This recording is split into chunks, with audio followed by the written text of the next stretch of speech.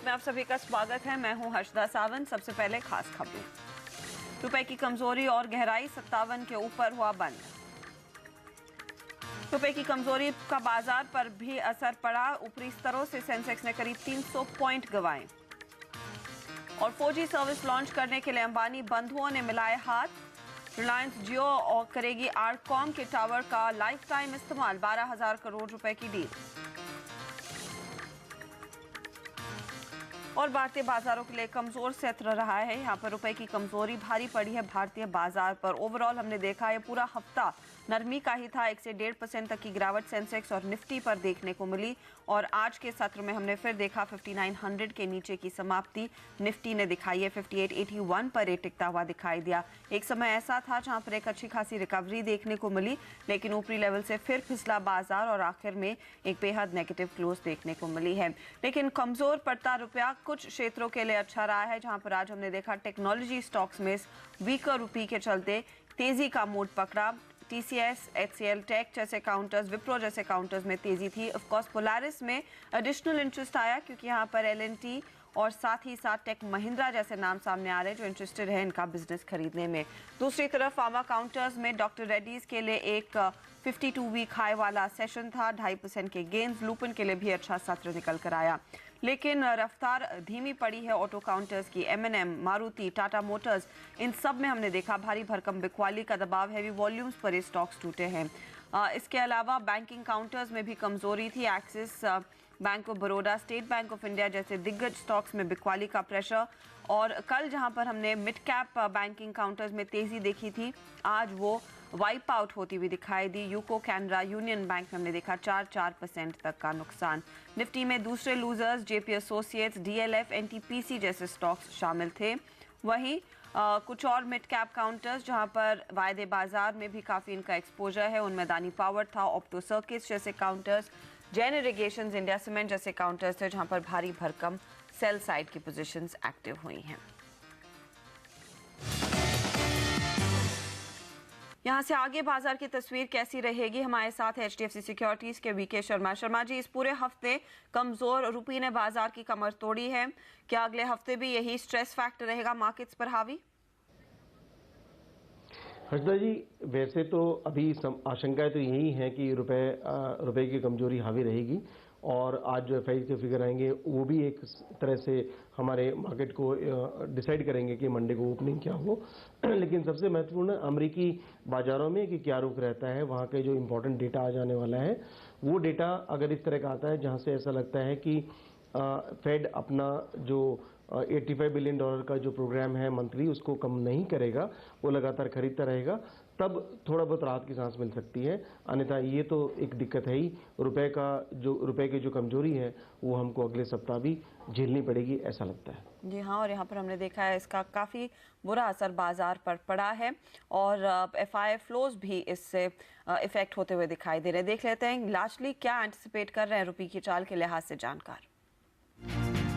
Debt FIIs have sold close to 12,000 crore worth of debt securities in last 10-12 days.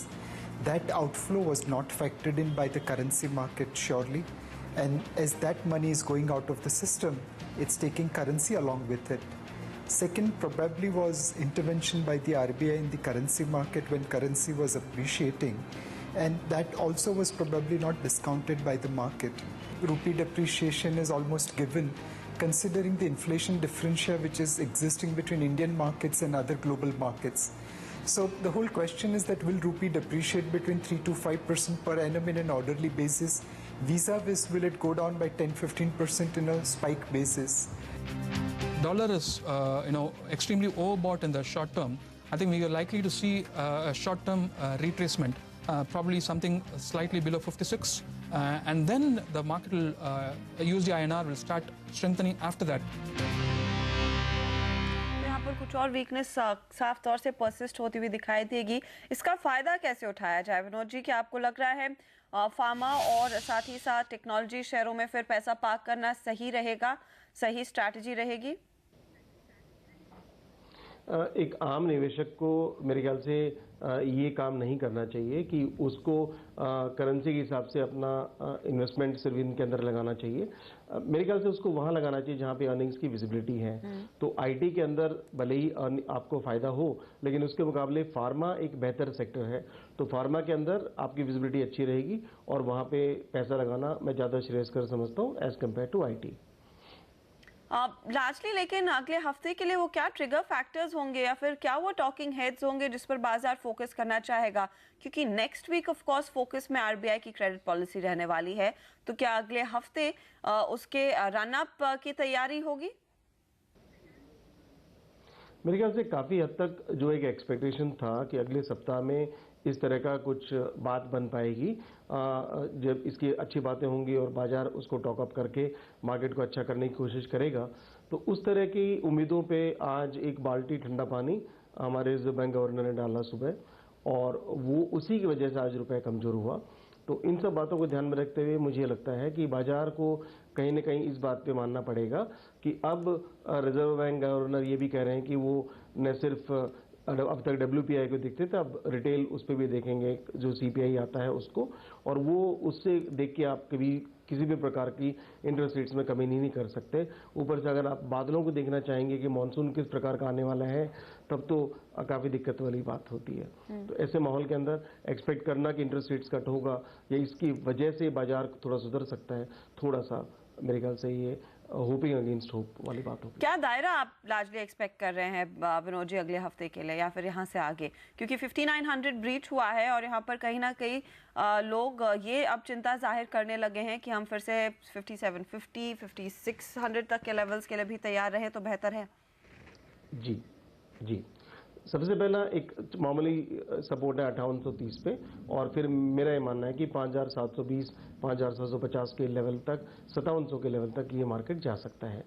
अब ऐसे माहौल जब गिरते हुए मार्केट के अंदर निवेशक क्या करें, तो मेरा ये मानना है कि घबराहट में स्टॉक आप बेचें।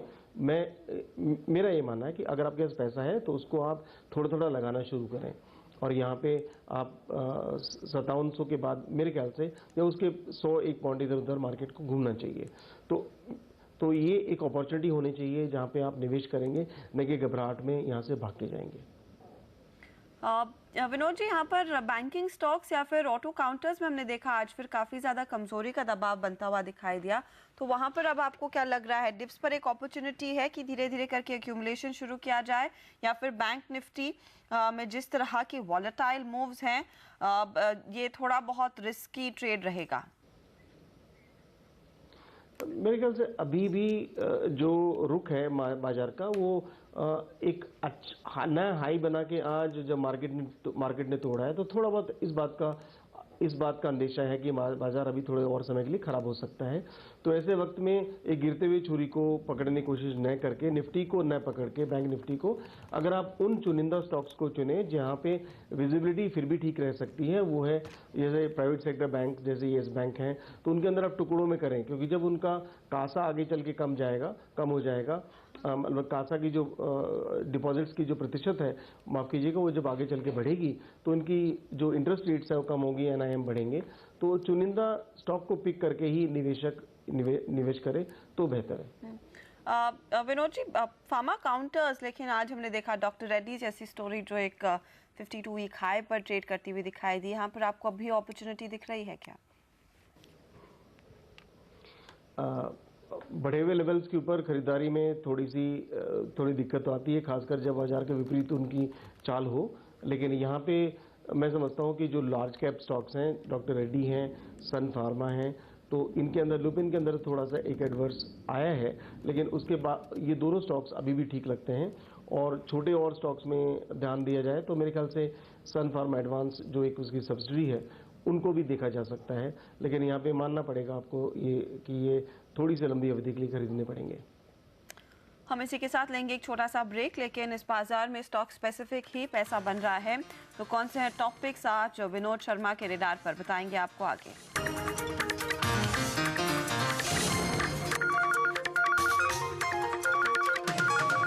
आप देख रहे हैं स्टॉक स्टॉक CNBC आवाज पर। फटाफट आपको बता दें निफ्टी के लिए क्या रणनीति सुझा रहे हैं यहाँ पर हमारे टेक्निकल जानकार पुनीत किंद्रा की राय सबसे पहले आपके लिए लेकर आएंगे। पुनीत का मानना है 5900 के ऊपर के लेवल्स फिर देखने को मिलेंगे, तेजी करे 5920 टू 5940 के टारगेट के लिए 5840 स्टॉप लॉस का काम करेगा। वहीं राकेश बंसल की राय भी आपके लिए हाजिर करते हैं, ये बिकवाली के फेवर में है, 5820 तक के लेवल्स देखे जाएंगे तो शॉर्ट करें निफ्टी को। 5930 आपके लिए स्टॉप लॉस का काम करता हुआ दिखाई देगा। और इंद्र नारायण विश्वास की भी राय आपके लिए लेकर आते हैं। इंद्र नारायण का मानना है कि कुछ और कमजोरी रहेगी, जो टारगेट्स वो सुझा रहे हैं वो है करीब 5850 के और स्टॉप लॉस 5935 का। लेकिन देख लेते हैं कहां पर इस समय पैसे लगाने का मौका है, जानते हैं आज के टॉप स्टॉक्स।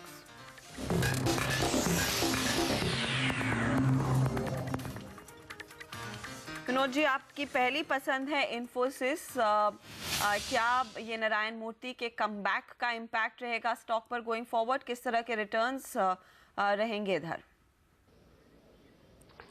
मैं यहाँ पे पहले बता दूं कि अगर जो लोग देख रहे हैं प्रोग्राम और ध्यान से सुन रहे हैं उनको लगा होगा कि मैंने एक तरफ में बोलता हूँ आईटी से बेहतर फार्मा है तो मैं इन्फोसिस में क्यों इन्वेस्ट कर रहा हूँ। तो मैं इन्फोसिस में इसलिए इन्वेस्ट नहीं कर रहा कि ये आईटी कंपनी है, मैं इसलिए इन्वेस्ट कर रहा हूँ कि मिस्टर नारायण मूर्ति एक बूमरैंग सीईओ हैं जो लौट के आए हैं। और जब बूमरैंग सीईओ जब लौट के आता है तो सबसे अच्छी बात वो क्या करता है कि पहले की गलतियों को बिल्कुल नहीं दोहराता।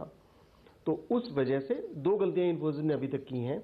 एक तो ये कि उन्होंने पुराने अपने सीईओज को एक टाइम बाउंड प्रोग्राम में रखा है, रिटायर किया है कि जो पहले फाउंडर होगा थोड़े समय के लिए सीईओ भी बनेगा, तो उसकी वापसी होगी, बहुत अच्छी बात है। दूसरी बात ये कि जो अभी तक इन्फोसिस ने अपने कैश का यूज नहीं किया है वो यूज होगा। तो ये भले ही ये जल्दबाजी में डिसीजन नहीं लिया जाएगा, लेकिन 2-3 क्वार्टर में आप पाएंगे कि इन्फोसिस ने वाकई में एक बड़ा एक्विजिशन कर लिया है और बड़ी कैश का एक अंबार है। 21,000 करोड़ रुपए उनके पास पड़े हैं। अगर मैं प्रति शेयर देखूं तो 2450 रुपए की जो इन्फोसिस की वैल्यू है उसमें से 400 रुपए तो आपके कैश के हैं। तो और जब लौट के आए तो एम्प्लॉयज़ का मॉरल हाई है। आपका मॉरल हाई होने वजह से आपका जो एक एट्रिशन लेवल है उसके अंदर गिरावट आती है, बिकॉज ये बहुत कॉस्टली अफेयर होता है एम्प्लॉय को हायर करना। तो इस तरह से इनकी प्रॉफिटेबिलिटी भी बढ़ेगी और आगे चलते हुए 6 महीने का समय दीजिए, ये स्टॉक आपको अच्छी परफॉर्मेंस दे सकता है। और अच्छी बात यह है कि रुपए की जो कीमत इन्होंने पकड़ी है अपने गाइडेंस के अंदर, वो करीब 53 रुपए 40 पैसे पकड़ी थी, वो 57 पे तो ऑलरेडी पहुंच चुका है, तो थोड़ी बहुत वहां से भी गेन्स आएंगे। ओके, तो ये है फिलहाल इन्फोसिस पर आप शर्मा जी की पिक, जो कह रहे हैं कि वो बूमरैंग सीईओ इफेक्ट डेफिनेटली बढ़ता हुआ दिखाई देगा कंपनी के आगे के परफॉर्मेंस को और ड्राइव करने के लिए 15 to 20% तक के रिटर्न्स ये स्टॉक दिला सकता है। दूसरी पिक है आपकी JIC हाउसिंग फाइनेंस, यहाँ पर किस तरह के रिटर्न्स और क्या ट्रिगर फैक्टर है? एक सीधी बात है कि इसमें जो चीज़ अच्छी है और नीचे गिरी हुई है तो उसको दोबारा और लिया जाना चाहिए। फंडामेंटल दृष्टि से JIC हाउसिंग में पहले भी बोल चुका हूं और ये डिविडेंड यील्ड स्टॉक है। मजे की बात यह है कि जब डिविडेंड यील्ड स्टॉक आपकी प्राइस नीचे गिरती है तो आप अपने डिविडेंड की यील्ड को और बढ़ाते हैं। पहले जब हमने इसको रिकमेंड किया था तो डिविडेंड यील्ड करीब 3.8% 9% थी, अब ये बढ़ के 4.4% हो गई है। 112 रुपए का भाव है और इस कंपनी ने पिछले 21 साल से लगातार डिविडेंड दिया है, तो चूक होने की आशंकाएं कम हैं। और सबसे बड़ी बात कि ये उस सेगमेंट में हाउसिंग फाइनेंस का जहां पे ग्रोथ अच्छी है और उसके अंदर रीफाइनेंसिंग भी इजीली अवेलेबल है और अंतर्राष्ट्रीय लाइन भी अगर आपको चाहिए तो इस तबके को मिलती है। तो एक ये स्टॉक 112 रुपए से लेके 100 रुपए तक आप आराम से नीचे एवरेज कीजिए और आप पाएंगे कि आराम से आपको 30% रिटर्न्स ये स्टॉक साल भर में देके जाना चाहिए। एक और बात मैं हर्षित भाई कहना चाहूंगा कि ये डिविडेंड यील्ड को अगर हम एक थोड़ा सा ट्वीक करें, क्योंकि अगर आप ये 12 महीने में की बजाय इसको 13 या 14 महीने की होल्डिंग कर लें तो इसका जो डिविडेंड यील्ड 4.4% है, आपको इसका जुलाई में डिविडेंड मिलता है। तो अभी आप खरीदते हैं तो जुलाई 2013 का और जुलाई 2014 का भी डिविडेंड आप खा सकते हैं। तो आपकी यील्ड अचानक 13 महीने बढ़ जाने से 8.8% की हो जाती है। 13 महीनों को मैं अगर एनुअलाइज करूं तो वो करीब 8.1% की यील्ड आती है और ये यील्ड टैक्स फ्री है, तो इन्वेस्टर के लिए एक सोने में सुहागा। ओके, तो ये एक बिगर बोनस वाला शेयर नज़र आता है GIC हाउसिंग। अगली पिक है शर्मा जी की। तो ये थी शर्मा जी की पिक्स, लेकिन बाकी के जानकार बाजार और लार्जली किन दूसरे स्टॉक्स पर नज़र बनाए हुए हैं वो भी देख लेते हैं। I like the fertilizer space. In particular, I like Chambal fertilizer. If you look at Chambal fertilizer, it has been going down on a slower momentum. The stock has been going down to 40 odds, but the momentum is actually rising. This is telling us that there is some smart money buying in that's coming in. So if you place a stop below 40, I think this stock is set to rally about at least to 56. But don't mistake this for a long-term pick. This is only a short-term trading pick. The long-term trend is still down, so you got to be careful not to make it an investment decision. It's just a trading decision. Again, if you look at on the other side, there's also a shorting opportunity in a stock like TCS. It's faced a significant resistance at about 1535, so you can place a stop above 1535 and expect the stock to decline to about 1350 or 1300 in the short term. GMDC की बात करेंगे, वो mineral मतलब lignite में उनको पूरा उनको rights है गुजरात में लिग्नाइट और बॉक्साइट में माइनिंग के लिए। अभी जो मार्च 13 साल खत्म हुआ उसमें उन्होंने कुछ वॉल्यूम ग्रोथ नहीं दिखाया। एक दो माइन में उनके थोड़ा कुछ प्रॉब्लम से और पावर प्लांट में भी ट्रांजिशन हो रहा था। उन्होंने उसका कॉन्ट्रैक्ट कैपको जो कोरिया की सबसे बड़ी पावर कंपनी है उसको दिया है। लेकिन अगर मार्च 14 की बात की जाए तो उन वॉल्यूम ग्रोथ फिर से हो सकता है और ये मार्च 14-15 2 साल का देखा जाए तो 15% से ज़्यादा EPS ग्रोथ उनके लिए करना मुश्किल काफ़ी आसान रहेगा। तो उस हिसाब से अभी वो 7 PE पे चल रहा है मार्च 14 का, तो हमारे हिसाब से वो काफ़ी अंडर वैल्यू है। तो अभी 100 उसका शेयर प्राइस हमारे हिसाब से मार्च 14 तक 200 तक जा सकता है। इसी के साथ वक्त हो रहा है एक छोटे से ब्रेक का। आगे आपके सवालों का जवाब लेकर आएंगे।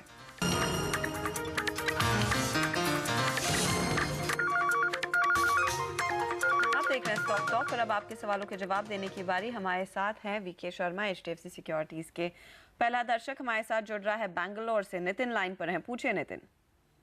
मैडम मेरे पास ऑप्टो सर्किट के 2200 शेयर हैं। एवरेज रेट 70 रुपए है अभी। ओके।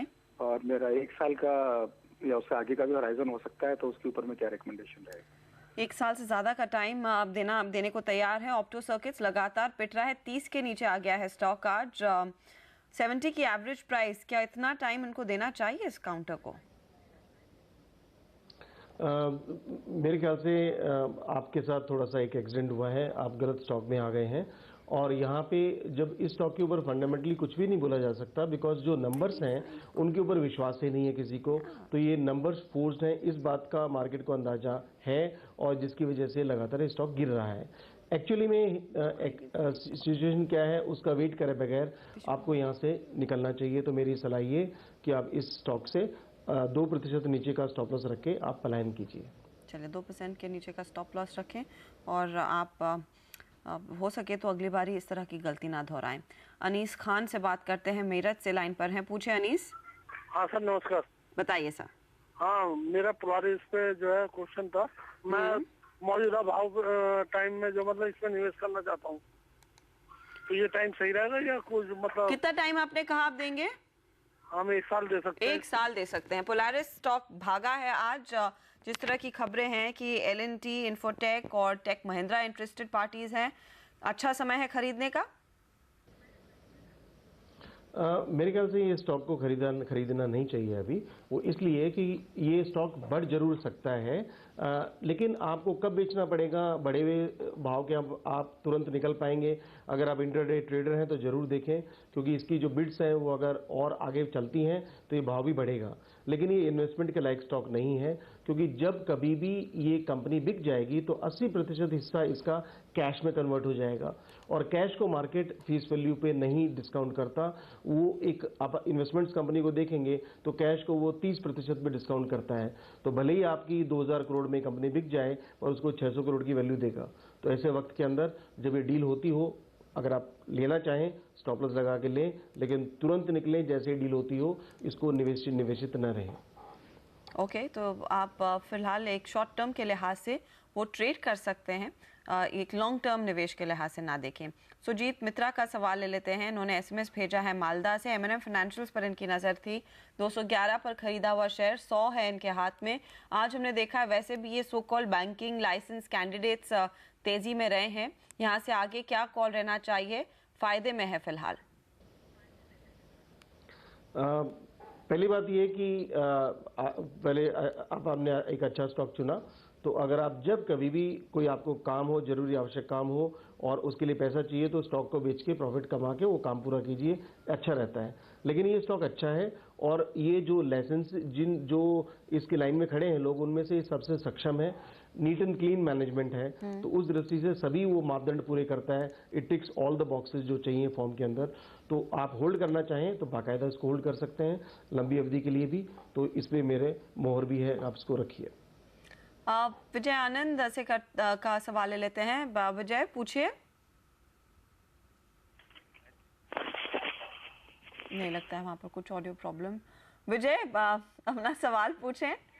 डॉक्टर रेड्डीज लेना चाहता हूँ, क्या करना चाहिए? Okay, doctor Reddy's current levels पर लिया जाए। इनफैक्ट विनोद जी हम इस पे पहले भी चर्चा कर रहे थे। अगर ये लॉन्ग टर्म के लिहाज से देख रहे हैं, ये स्टॉक करीब, अगर हम अगले साल की अर्निंग्स देखें तो करीब 19 के पी पे स्टॉक है। तो जो फार्मा सेक्टर का ग्रोथ है उसके हिसाब से ये स्टॉक लंबी अवधि के लिए लिया जा सकता है। लेकिन फार्मा में लंबी अवधि के साथ साथ आपको ये देखना चाहिए, ये वो कंपनियां हैं जो फाइट भी करती हैं अपने राइट्स के लिए और देयरफॉर इनको सेटबैक्स भी मिलते हैं। तो आप आंख बंद करके स्टॉक में निवेशित न रहें, चौकन्ने होकर लंबी अवधि के लिए निवेश करें। लेकिन जब आपका जो टारगेट मिल जाए 30% जैसा रिटर्न अगर आप देख रहे हैं या जो भी आपका टारगेट हो, तो उसको रिवाइज कीजिए या स्टॉप लॉस लगाइए। शुक्रिया विनोद जी। कोई डिस्क्लोजर? जी, जो स्टॉक्स हमने बोले हैं वो हमने रिकमेंडेशंस इन्वेस्टर्स को दिए हैं और जिन स्टॉक्स पे जिक्र किया है वो स्टॉक पोर्टफोलियो में नहीं है। धन्यवाद हमारे लिए समय निकाल कर अपनी राय देने के लिए। इसी के साथ स्टॉक टॉक में इतना ही। नमस्कार।